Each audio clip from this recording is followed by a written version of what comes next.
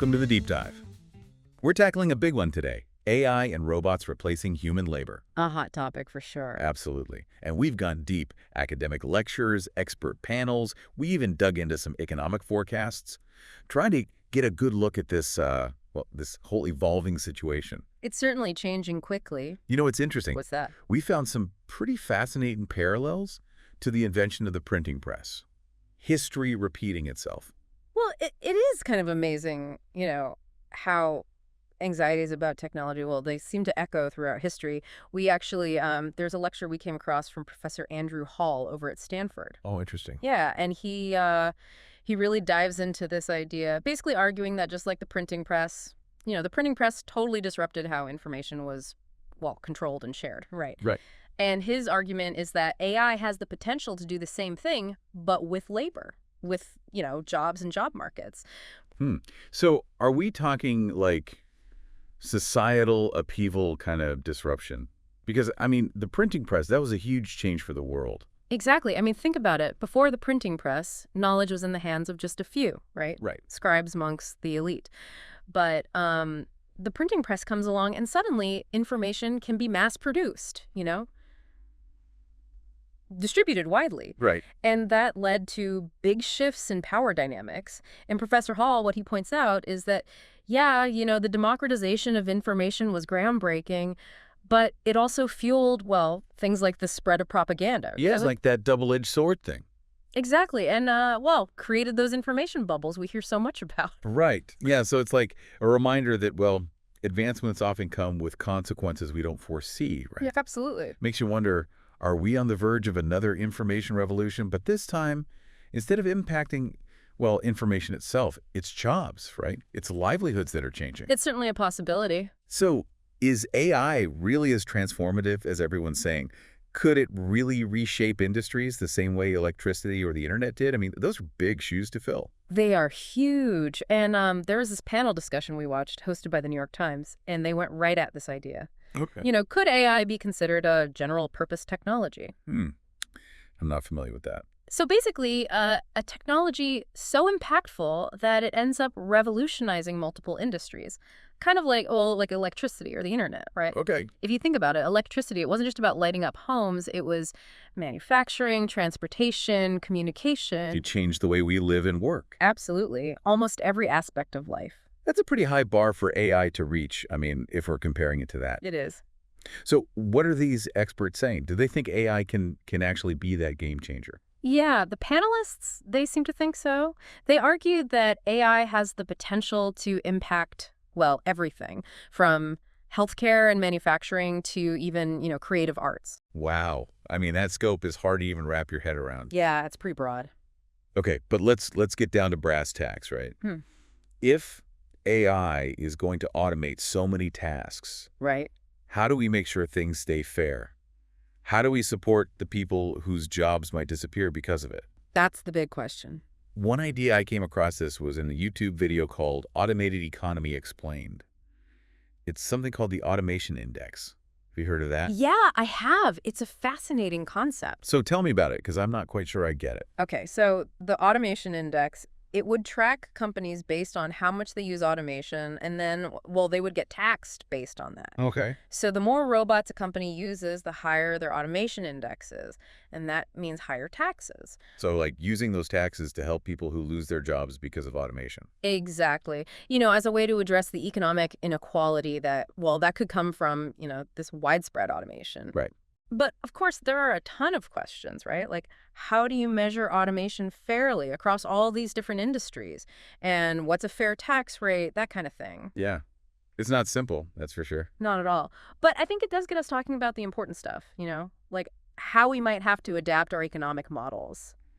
In this AI-driven world, things are changing, so we might have to change too. It's a big conversation to have. Yeah. But let's be honest. What everyone really wants to know is my job at risk? Right? Like, how do we even begin to figure out which jobs are the most vulnerable? Well, there's this AI expert, Dr. Kai-Fu Lee. Okay. And he's got this framework he calls the 5-second rule. The 5-second rule. Okay, I'm intrigued. Tell me more. It's really pretty simple. He says if a human can figure out a task in under 5 seconds, it's likely to be automated. Oh, okay. So like Things that are super repetitive, routine stuff Yeah. like, I don't know, data entry, sorting packages, even some manufacturing jobs, maybe? Exactly. And there's a documentary series on YouTube that, well, it really shows this in action. Oh, interesting. Highlighting jobs like truck driving, telemarketing, Mm. even some legal work. Oh, wow. So those white-collar jobs aren't necessarily safe. It is a little unsettling to think about, to be honest. It also makes you think, well, if those jobs are, they're increasingly automated, Yeah. what does that mean for the future of work? What skills are going to be in demand in an AI world? That is a great question. And it leads right to what a lot of experts are calling, the skills of the future.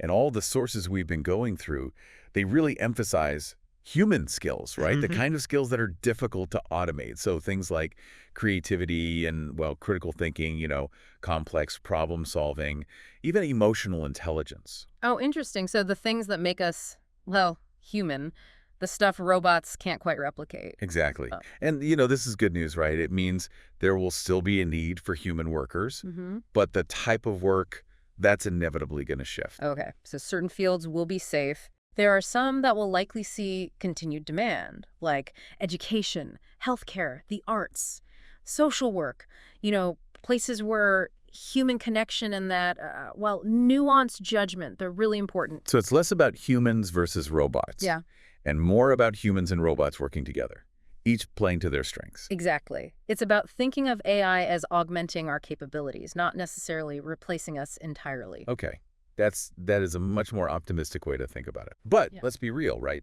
Even if some jobs are safe, there's probably going to be, well, a lot of job displacement. What happens to the people whose livelihoods are disrupted? Yeah, it's a real concern. One solution that keeps popping up is universal basic income, or UBI. Right. We saw this in, well, some different places, from this YouTube channel, The Rest of Us, to this really interesting video called If AI Takes All the Jobs, This is What Society Looks Like. What are your thoughts on UBI? Is it a workable solution? UBI, it's definitely a complex topic. It's controversial. The idea is, give everybody a guaranteed income regardless of whether they have a job or not. Right. And, well, people who support it, they argue that it could be a safety net for the people who are displaced by automation and potentially even boost the economy, through increased consumer spending. Okay, that makes sense. But I'm guessing not everyone's on board. Right. There are others who say it might discourage people from working and that it would be insanely expensive to actually implement. It does seem like a radical change from the systems we have in place now. It is. It kind of ties into this other concept I've heard about, this meaning economy. Oh, yeah. The meaning economy. Can you explain that one? I'm not quite sure I get it. Yeah, it's really interesting. It's basically this idea that changes how we think about, work and value. It suggests that work should be valued not just for the money it brings in, but also for its inherent meaning and for its contribution to, well, to society. So even if robots take over all those traditional jobs, we could still find, fulfillment and purpose in contributing to society in different ways. That's the idea. Think about things like volunteering, community engagement, creative pursuits, caregiving. The meaning economy really pushes us to redefine what work is to us and to seek fulfillment outside of that traditional job framework. Okay, I think I'm starting to get it. That is a powerful shift in perspective. But even if we figure out, the economic side of AI, what about the ethics of it all? Should we be worried about giving, I don't know, algorithms too much power? We came across a discussion, a Washington Post Live actually, and they really emphasized this need for governance and guardrails when it comes to AI. Absolutely. I mean, are we talking about like ethical frameworks, guidelines for how we develop AI? All of that. We need to be proactive, right? We need to shape how AI is developed instead of just reacting to, whatever advancements come along. One key concept is this idea of AI alignment. AI alignment. Okay, that sounds a little sci-fi to me. Can you break that down a bit? It might sound futuristic, but it's a real concern. AI alignment means making sure that these systems, they benefit humanity, that they're actually in line with our ethical principles. Okay, I see. So we're not just talking about like preventing a robot uprising, Well, that too, maybe. but making sure that AI is a force for good, for actually improving lives and solving problems, but in an ethical way. Exactly. But it does raise some really tricky questions, like how do we even define human values when there's so much diversity out there? Yeah, good point. And how do we prevent these AI systems from, picking up our own biases. They're complex issues. And, well, we need to really think about them as we keep developing AI. This has been incredibly insightful, really. And honestly, it feels like we've only just scratched the surface of this, this whole topic. It's a big one. Any final thoughts for our listeners before we wrap up this part of our deep dive? Yeah, I'd leave you with this. What if, instead of being afraid of AI, we thought about it as an opportunity? A chance to rethink our assumptions about what work is, to really push our boundaries and create a future that's more in line with what we value and aspire to. Instead of replacing us, it could help us become more human. It's a possibility, right? That's a powerful way to frame it. It's not about being afraid. It's about shaping the future. We'll dive deeper into all of this in part 2 of our deep dive into AI and robots replacing human labor. It is a powerful way to think about it, isn't it? Yeah, I mean, thinking about AI not as this, this thing that's coming to take over, but as something that can help us reach our potential. Right, exactly. But I think a lot of people, they're still, struggling with that idea, right? Yeah.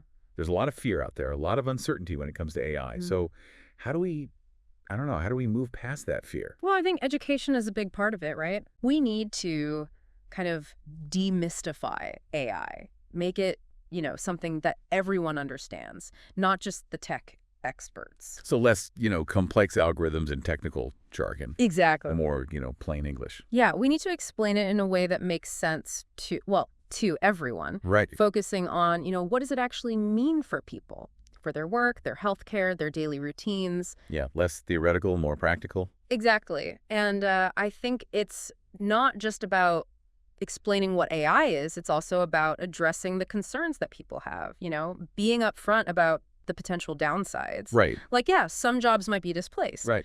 But also highlighting the potential solutions, things like retraining programs and, the fact that new job sectors are emerging. So painting a more complete picture, not just focusing on the negatives. Right, exactly. Transparency is key. So transparency, being realistic, but also, making sure there's hope, that we see the potential too. Absolutely. And you know what else I think is really important? Yeah. Stories. We need to tell better stories about AI. Sure. Move beyond those dystopian sci-fi narratives that always seem to dominate the conversation. The Terminator scenario. Right, exactly.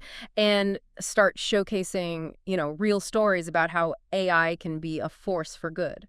So less Terminator, more Star Trek. I like that. We need to start thinking of AI as a partner, not just a threat, right? As something that can help us create a world that's, more just and equitable and sustainable. I can definitely get behind that vision. But realistically, it's going to take more than just, changing people's minds, right? Of course. We need to address the systemic issues too. So what about the role of government, of policy, in shaping this AI-powered future? That's crucial. I mean, we've talked about some ideas, right? Like the automation index and UBI, but governments have a lot of tools at their disposal. Right. One really important area is worker retraining and support. Okay. We need to invest in programs that help people adapt to the changing job market, give them the skills they need to thrive. So like a safety net for workers. Yeah. In this, age of AI. Exactly. And it's more than just, financial assistance. It's about providing access to training programs, counseling, job placement services, all that. Right. It's about making sure people aren't left behind as the economy changes. But retraining, that's just one piece, right?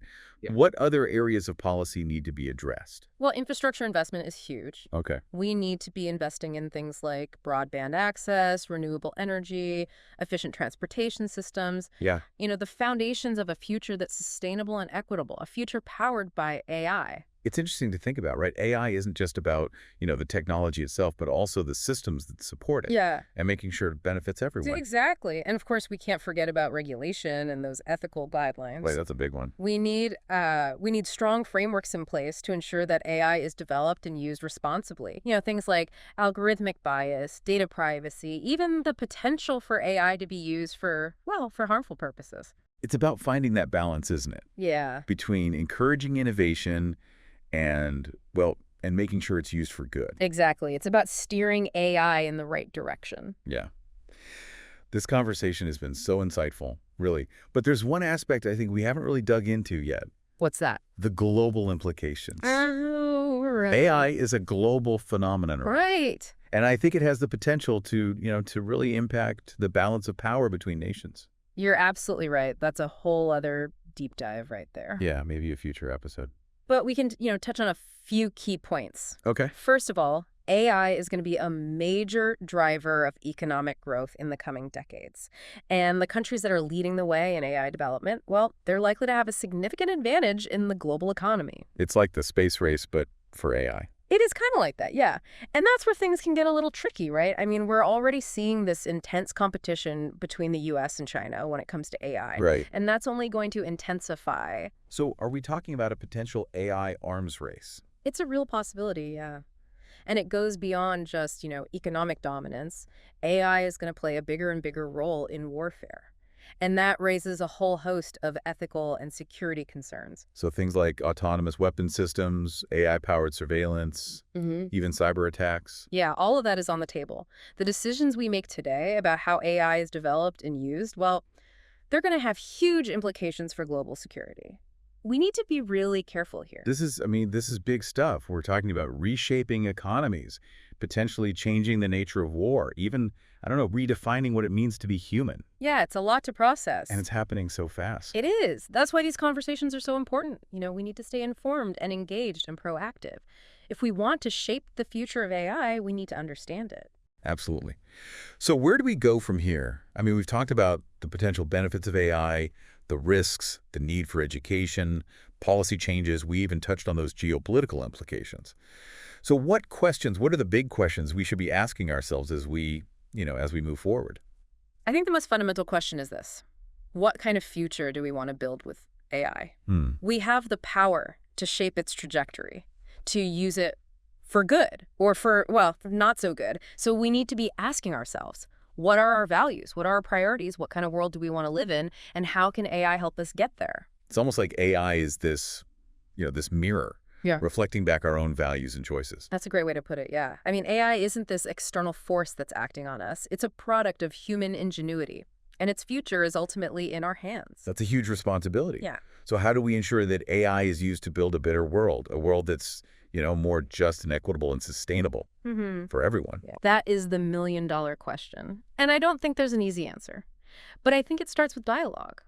Raising awareness, getting people from all walks of life involved in this conversation. It's about making sure everyone has a voice in shaping the future of AI, not just the tech experts and policymakers. Right. AI isn't just a technological issue. It's a societal issue. It's a human issue.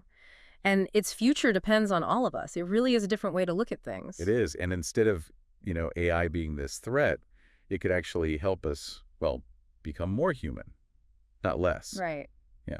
I think that's something we need to explore more, actually. We've talked a lot about how AI could change industries, redefine work. Right. But what about its impact on our lives? On a more personal level. Yeah, that's a good point. We do tend to focus on those big economic implications. But AI is also going to change our day-to-day lives in some pretty profound ways. Think about it. AI is already in our homes, our cars, our phones. Oh, yeah, for sure. It's personalizing our experiences, automating those little tasks we all hate, even offering companionship in some cases. It's wild to think about how AI is just becoming, a part of everything. But, with all this integration comes the need for understanding. How do we help people navigate all of this? It feels like we might need, a whole new approach to education. I think you're right. We need to rethink education, from the ground up. Instead of focusing on, memorizing facts and taking standardized tests, we need to be teaching those uniquely human skills, the ones that will be valuable in an AI world. Things like critical thinking, creativity, adaptability, emotional intelligence. Right. So we need to be teaching people the skills that will allow them to work with AI. Exactly. To leverage AI's strengths, but also understand its limitations. So we're talking about a generation of critical thinkers, problem solvers, innovators, people who can really harness the power of AI for good. That's the goal. And it's not just about, formal education either. Lifelong learning, that's going to be huge because AI is going to keep evolving, probably faster than anything we've seen before. So we have to be ready to adapt, upskill, reskill. Throughout our lives. And that means making sure everyone has access to learning opportunities, regardless of, age or background. Right. So it's about creating this culture of lifelong learning so everyone can keep up and thrive. Yes, But it's not just about empowering individuals, is it? We have to make sure AI benefits society as a whole. of course. So, I mean, what role does policy play in all of this? Policy is huge. We need leaders who, they get it. They understand AI and how complex it is, and they're committed to making sure it benefits everyone. That means investing in research and development, encouraging innovation, but also establishing ethical guidelines, regulations, to minimize the risks.